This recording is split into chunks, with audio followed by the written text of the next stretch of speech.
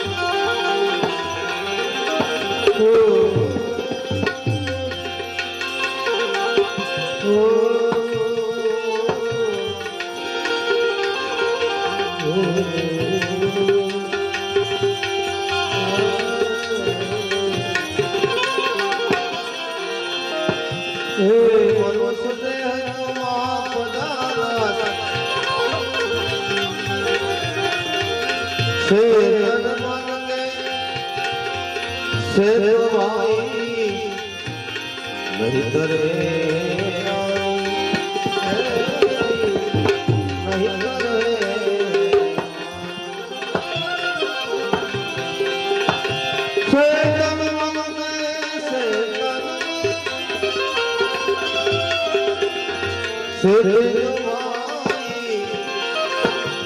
नहीं करे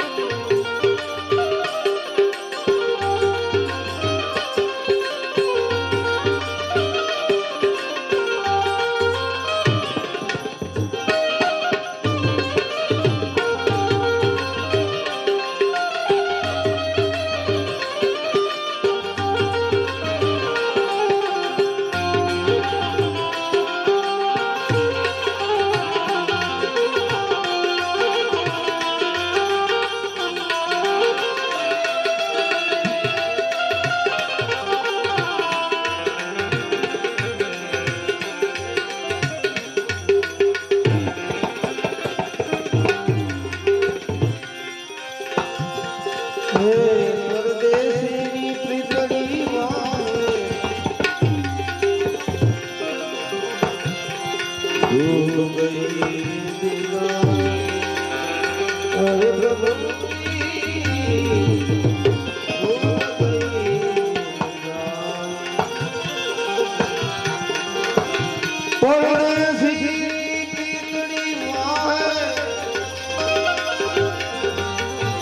डूब गई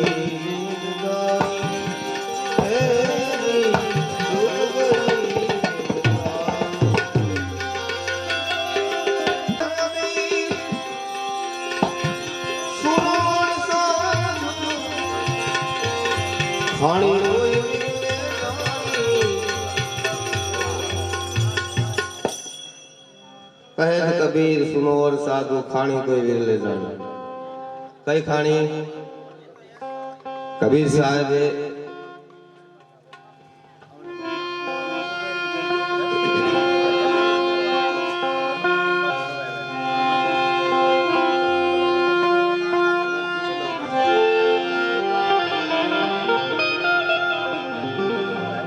क्या 84 अवनी में आ जीव फरी फरी एक बार मनुष्य देव મળે છે कबीर साहब एक बात करी से कि भाई कबीर कबीर क्या करो सो सो आप शरीर 5 इंद्री बस करो तो आपे नाम कबीर હવે આપણે છે 10 इंद्री અને कबीर साहबે 5 इंद्री ની કેમ વાત કરી ભાઈ આપણા શરીરની અંદર 10 इंद्री આવેલી છે પણ કબીર સાહેબ નું કહેવું એવું છે કે ભાઈ 10 इंद्री से एमा 5 कर्म इंद्री से અને 5 ज्ञान इंद्री से के एमा 5 तत्व आकाश पवन पानी वायु अग्नि અને પૃથ્વી હવે એક તત્વની બે ઇન્દ્રિય બનેલી છે एक जल तत्वनी बे इंद्री से आकाश तत्वनी बे इंद्री से अने अग्निनी बे इंद्री से अने पृथ्वीनी बे इंद्री से एने पांची 5 मात्रा से आकाशनी शब्द मात्रा से अग्निनी रूप मात्रा से पवननी स्पर्श मात्रा से अने पृथ्वीनी गंध मात्रा से अने जलनी रस मात्रा से तो कबीर साहेबे 5 इंद्री ની કેમ વાત કરી આપણા શરીરની અંદર તો 10 इंद्री છે પણ એની વાય એક રહસ્ય છુપાયેલું છે ક્યું કે ભાઈ માલિકે જે 10 इंद्री બનાવી છે એમાં જે 5 જ્ઞાન इंद्री છે ઈ કોઈ દે બંધ ન થાય કર્મ इंद्रीને તમે બંધ કરી શકો જો કાન છે આપણી જ્ઞાન इंद्री છે ગમે એવા કાન દાબી દો તો એમાં તમને અવાજ આવ્યો અને રહેશે નહીં એટલે कबीर साहब 5 इंद्री ने એટલે વાત કરી કે ભાઈ कबीर कबीर क्या करो सो सो आप शरीर 5 इंद्री बस करो तो आपे नाम कबीर कई 5 के कर्म करे से ई हाथ से આપણા ઈ કર્મ इंद्री કહેવાય એને કદા બંધ કરી દો તો ઈ બંધ થઈ જાય જ્ઞાન इंद्री આંખું છે પગ છે ઈ કર્મ इंद्री છે તેને તમે બેહી દો તો ભાઈ બેહી જવાય પણ જે 5 જ્ઞાન इंद्री છે ई बंद थाय नहीं कारण के ज्ञान लेवानी अंदर प्रेरित है આપણે કીધું કે ભાઈ 10 इंद्री માલિકે બનાવી છે જે આકાશ તત્વની પવન તત્વની જળ તત્વની અગ્નિ તત્વની વાયુ તત્વની અને પૃથ્વી તત્વની તો આપણે એનો ખુલાસો થોડો કરીશું કે ભાઈ આ બે इंद्री કેમ બનેલી છે કઈ રીતે એનું જોડાણ છે તો આકાશ તત્વથી આવીએ આપણે કે આકાશ તત્વની પાછી શબ્દ માત્રા છે તો મુખ છે ઈ કર્મ इंद्री છે અને કાન છે ઈ જ્ઞાન इंद्री છે મુખેથી શબ્દ નીકળે ભાઈ મેં હાથ કર્યો ગંગારામ બાપુ તો ખબર કોને પડી કાન ને તો ઈ જ્ઞાન इंद्री કહે કે ભાઈ મને કોઈ બોલાવે છે એટલે એને જ્ઞાન થયું કહેવાય આ આકાશ તત્વની બે પછી આવ્યું પવન તત્વ એની સ્પર્શ માત્રા છે तो ज्ञान इंद्री तवसा जे सामड़ी केवी एने ज्ञान इंद्री कहेवाय ઠંડો પવન લાગે છે, ગરમ લાગે છે, એ ખબર કોને પડે ભાઈ? પછી કીડી કરડી હોય અને એને આપણે હાથથી ઉખેડી હોય તો આ હાથ છે એ કર્મ ઇન્દ્રિય કહેવાય. હા, એ ખાલી કર્મ કરી શકે, એને જ્ઞાન ન થાય. પછી જળ તત્વ આવ્યું. જળ તત્વની રસ માત્રા છે. એની બે ઇન્દ્રિય કઈ? એક ઉપસ્થાન અને એક જીવા. આમાં મીઠું ઓછું છે, ખારું બધું થઈ ગયું છે, ખબર કોને પડે? તો એ જ્ઞાન ઇન્દ્રિય કહેવાય. અને ઉપસ્થાને જળનો નિકાસ થાય. પછી આવ્યું અગ્નિ તત્વ. એની રૂપ માત્રા છે. પતંગિયું રૂપને જોઈને ફસાઈ જાય ને. પતંગ પ્રીત દીપ સાથે જઈને ફસે, જો તજે પ્રાણ સણું પણ એક દૂર ન ખસે. કારણ કે એને દીવા સામો એટલો પ્રેમ છે. પછી દીવો હોનાનો હોય કે ઠીકરાનો તો પ્રકાશ સરખો જ પાડે. તો એની જે આખ્યું છે એ જ્ઞાન ઇન્દ્રિય છે. તમને કોઈ વસ્તુ ધ્યાનમાં આવી તો લેવા જવું પડે ને ભાઈ, તો પગની જરૂર પડે. તો ઈ અગ્નિ તત્વની બે ઇન્દ્રિય છે, એક જ્ઞાન અને એક કર્મ. પછી આવ્યું પૃથ્વી તત્વ. હવે જો માલિકે એવી ગોઠવણી કરેલી છે, આમાં તો આજ સંતો ગણાય છે ભાઈ, આપણે સત્સંગ શું કરી શકીએ? આવા બધા મહાનો બેઠા છે, આખું કુંડલા હાટી. પણ વાત એવી છે કે ભાઈ ક્યાંક જે સાંભળવા લાયક હોય ને ત્યાં વાત કરવાનું મન થાય. ને કે પ્રોગ્રામ તો રાત દી મેં કરીએ કસમાં, પણ આની કોક ને જ ભૂખ હોય. ભજન તો બધા ગાય, તો લાગડ જો તો ભજન જેને પૂછે ને ભજન ગાય. શું કરે ભાઈ? તો કે ભજન ગાવ, આ તબલું વગાડું. પણ જિંદગીની અંદર આ કબીર સાહેબે કીધું કે મનુષ્ય દેહ મહાપદાર્થ હે પારસ કી ખાણી. તો આ વસ્તુની જરૂર છે. ભજન ગાવું અને તાલમાં ગાવું એ તો એક માલિકની બક્ષિસની વાત છે, તમારી મહેનતની વાત છે. પણ આમાં મહેનત બહુ છે. આજે હું ક્યાંથી આવ્યો છું, પાછું મારે ક્યાં જવાનું છે, એની જો આપણે ઈ ઘર જડી જાય તો આ મનુષ્ય દેહ મહાપદાર્થ કીધો કબીર સાહેબે. પારસની ખાણી કીધી કે પારસ મણી ક્યાં નીકળે? ખાણમાં નીકળે. તો પૃથ્વી તત્વ જે મેં 5 તત્વ કીધા, એમાં કોઈ દર્શનીય તત્વ નથી. આકાશ તત્વ છે, પવન તત્વ છે, અગ્નિ તત્વ છે, જળ તત્વ છે. એ કોઈ દર્શનીય નથી. દર્શનીય પૃથ્વી તત્વ છે. અને પૃથ્વી તત્વને લઈને બીજા તત્વનું તમે દર્શન કરી શકો. દાખલા તરીકે તમારે પવનને જોવો છે તો વીટોળો ચડે,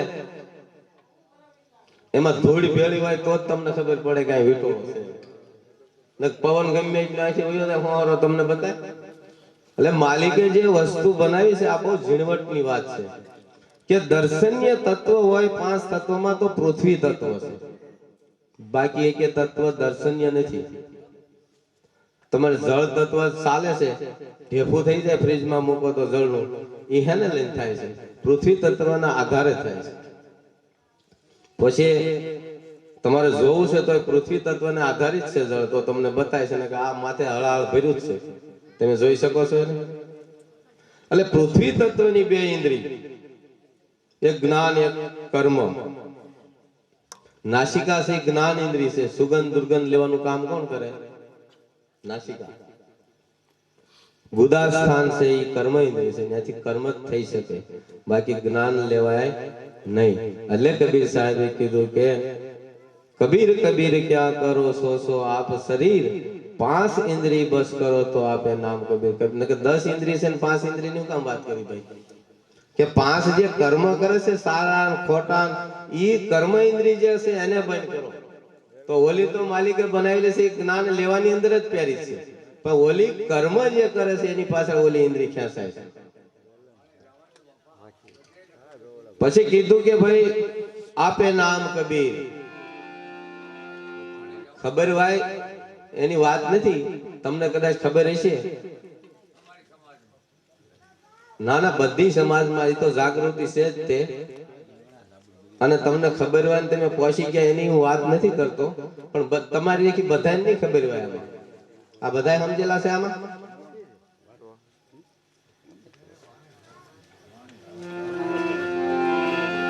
વાણી, આપણે વાણીને સમજતા હોય ને તો વાણીમાં ઈ જ છે અને બોલો તો ઈ જ છે.